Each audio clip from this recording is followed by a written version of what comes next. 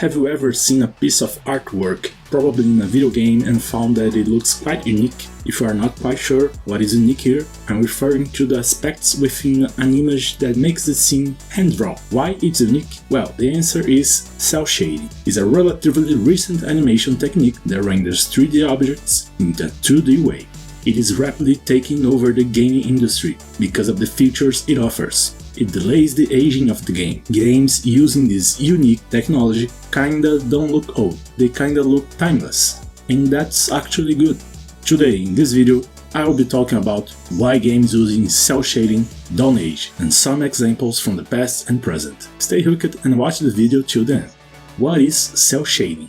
Cel-shading is an art style of non-photorealistic rendering, designed to make 3D computer graphics or artwork look three-dimensional by creating flat colors on a base color, making the object look three-dimensional while preserving the 2D effect. The word cel is an abbreviation for the word celluloid. Cells are transparent acetate plates painted for use in traditional 2D animations. A cel-shading work usually has flat textures and colors with sharp separations between light and dark areas, like in a cartoon or comic. Due to its cartoonish appearance, it is also known as tone shading. However, the term cel-shading refers to a lighting system rather than just a graphic style. Cel-shading has its origins in popular media centers such as South Korea, the United States, and Japan during the early 21st century.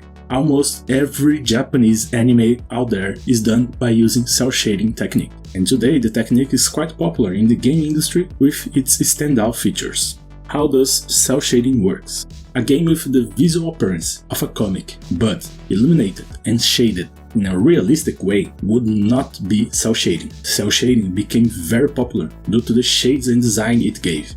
This is due to the fact that cartoon-like shapes and textures become popular again, and many video games began to use cel-shading as opposed to more traditional methods. Non-photorealistic methods such as cel-shading can help maintain a game's long-term playability, because it takes much longer for the games to look outdated. It's also useful for more bizarre games that aim to create a unique universe for their characters. The increased popularity of cel-shading in recent years could be also related to the increasing popularity of superheroes and superhero-related media. This is because this technique can portray cartoon or comic styles incredibly well, make it one of the best aesthetics for superhero media, especially when combined with the fantasy atmosphere. Cel-shading makes them look more 2D or cartoon-like. This type of artistic design often adds timeless charm to the games that use it, and some of the most memorable games of all time use this technique. Many of these games are still discussed and played today, thanks to their unique and stylish look. Old games using cel-shading. Jet Set Radio. Jet Set Radio was the first game to use cel-shading as an art style, and the game was released by Dreamcast in the early 2000s. This was a bold move by game designers, but the trend definitely remained and many companies followed suit.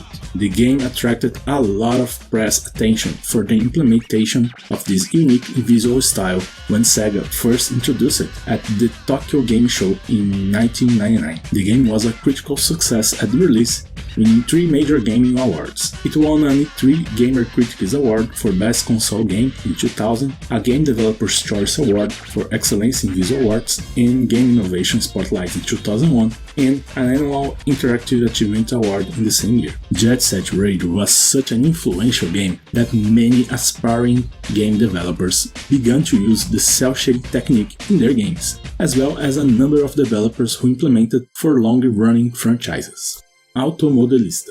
Automodelista is a perfect example of old and fine cel-shading games. It is an old racing game, but it is still considered a classic, and even continues to inspire the development of new games. What sets Automodelista apart from other racing games is the graphics. Capcom deviated from the realistic approach of other racing games such as Gran Turismo 3 A-Spec, and opted for an anime-like presentation in the depiction of high-speed racing. Therefore, the entire game environment offers cartoon flair instead of photorealism. This is all due to cel-shading. See how the graph has aged well. It's a 2002 game, but is still pleasing to the eye even 20 years later. The same cannot be said of other contemporary Automodelista games that use other techniques. Although Automodelista is one of the oldest examples of cel shading used in video games, it's far from the last. It has inspired and will inspire more games. The Legend of Zelda: The Wind Waker.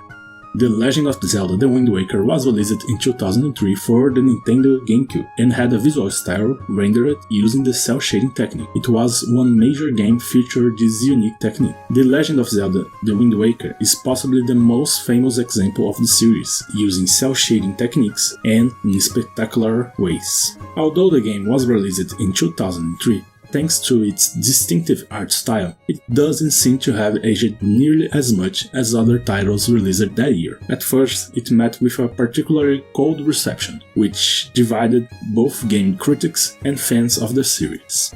Many people saw this graphic style as an example of vibrant artistry, while others said that the game lacked a sense of novelty when it was first released, compared to the series' previous big name, the Ocarina of Time. Many fans of the series saw the implementation of cel shading visuals as a step down for more realistic looks that came with the Nintendo 64 predecessor. However, the game has been especially praised for having similar gameplay to Ocarina of Time, and its increased sense of freedom as players had a much larger world to explore and a greater number of side quests. Famitsu, a Japanese video game magazine, gave the game a perfect score, and Nintendo Power ranked The Wind Waker only second behind Resident Evil 4 in its list of the best GameCube games of all time. IGN even advised players to forget about the fact that Wind Waker and Ocarina of Time look so dissimilar and just focus on the great gameplay. Nintendo has adopted cel shading in the development of almost every single major entry in the Legend of Zelda series. Interestingly, Twilight Princess was the only main Zelda game that hasn't had cel shading graphics since Wind Waker. Borderlands.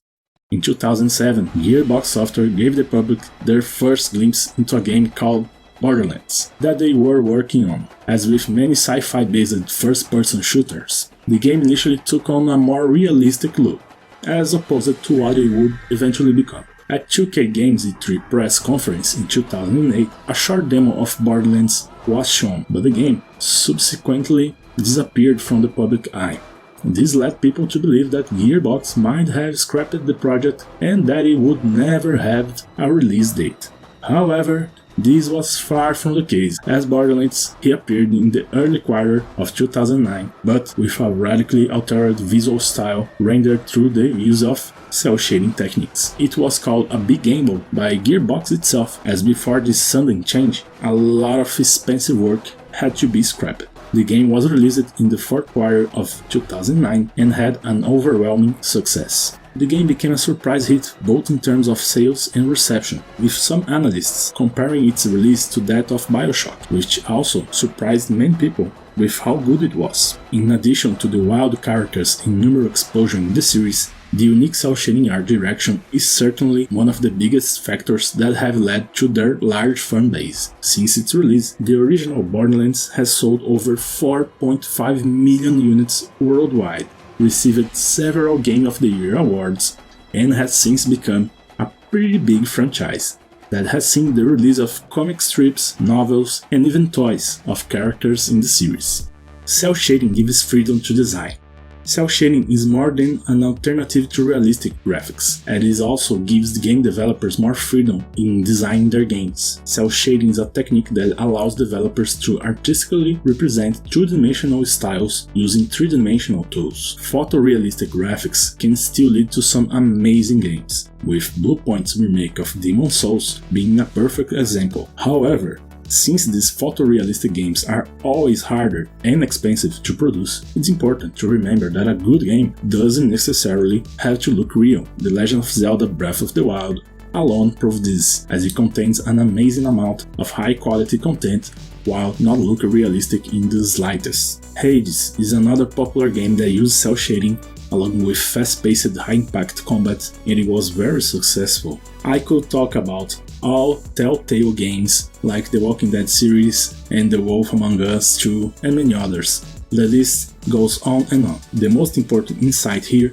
is to never judge a game as bad just because it doesn't look realistic.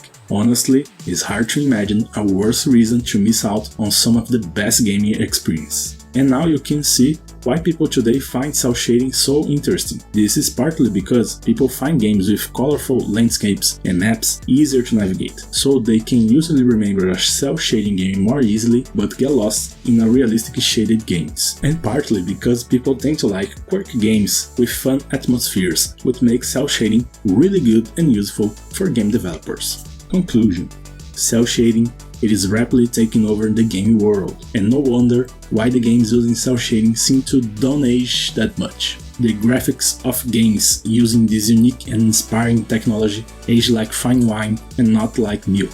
Cel-shading gives a timeless quality to the graphics that other rendering techniques can't replicate. This makes it possible for gamers to revisit older titles without feeling like they have aged as much as the game itself. With cel-shading, even the oldest game can look current and stylish. So, if you want to create an unforgettable game experience for your players, consider using cel-shading in your next project. Have you played any games with cel-shading lately? Comment down below. I would love to read and respond to your comment. I am Leo Mago, and here at Magoverso, the idea is to create a community to exchange ideas about video games, anime, pop culture in general. So, subscribe to the channel right now and click on the screen right now to watch the video I make talking about how Minecraft dominated the gaming world. Thanks for watching this far. I see you on the next video. Peace.